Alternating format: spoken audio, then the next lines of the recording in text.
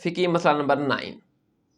कुर्बानी के लिए साहिब इस्तात होने के लिए निसाब क्या होता है, यानी कि कुर्बानी के लिए कितनी रकम पास होना ज़रूरी है। ठीक है,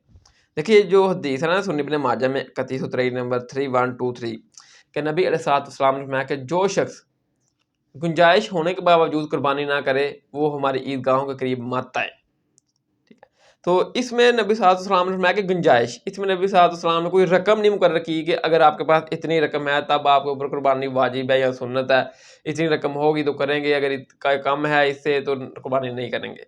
ठीक है, बस आपके पास अगर चांद रात को भी बड़ी कुर्बानी में 25,000 हिस्सा डाल रहा है, आपके पास 25,000 रुपये आ जाते हैं, आप जाकर चांद रात को कुर्बानी बड़े जानवर में हिस्सा डाल लें, या छोटा जानवर खरीदने की इस्तात रखते हैं, छोटा जानवर खरीद लें। ठीक है, मैंने खुद कई दफ़ा चांद रात को मेरे पास पैसे आए हैं कुर्बानी के, मैंने जाकर जमा करवा दिए हैं उधर मदरसों में, तो कुर्बानी हो गई है। इसका हिसाब ज़कात और यानी कि चांदी वाला नहीं है कि 52.5 तोले चांदी है और 7.5 तोले सोना है तो फिर इसके ऊपर ज़कात लागू होगी, नहीं। चांद रात को भी आपके पास कुर्बानी के पैसे आ जाते हैं तो आप कुर्बानी कर सकते हैं। कोई रकम मुकर्रर नहीं फरमाई नबी अलैहिस्सलाम ने इस हवाले से। अगर आपको कर्जा भी उठाना पड़ता है, अगर आपका कारोबार है जब ईद के दिनों में कम पड़ गया, ढीला पड़ गया और आपको पता है कि पैसे नहीं आ रहे और ईद के फ़ौरन बाद हमारा कारोबार चल पड़ेगा तो हमारे पास पैसे आ जाएँगे, तो आप ठीक है अगर 20-25 हज़ार रुपया कर्जा भी उठा लें और बाद में आपको पता है कि हम ईज़ी से कारोबार जब चलेगा तो इसको उतार देंगे, तो वो कर्जा कोई कर्जा नहीं कहलाएगा।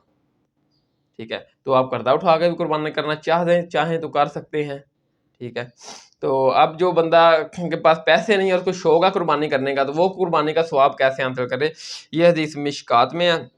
1479 इसका नंबर है 1479 कि एक सहाबी थे, उन्होंने अर्ज़ की कि या रसूल अल्लाह मेरे पास एक बकरी दूध देने वाली एक ही बकरी है, क्या मैं उसे अल्लाह की राह में ज़िबा कर दूँ? तो नबी सल्लल्लाहु अलैहि वसल्लम ने फरमाया कि नहीं, उसको अल्लाह की राह में ज़िबा मत करो। अब उसको शौक भी था, कुर्बानी का जज़्बा भी था, तो नबी सल्लल्लाहु अलैहि वसल्लम ने फरमाया कि जब कुर्बानी के दिन दूसरे लोग कुर्बानी कर रहे होंगे तो अपने नाखून और बाल अपनी जिल्द से काट लेना, अल्लाह ताला तुझे का मुकम्मल कुर्बानी का सवाब अता करेंगे। अब इसी में इम्प्लॉयड है कि वो शख्स फिर रकम जुल्हिज्जा से लेकर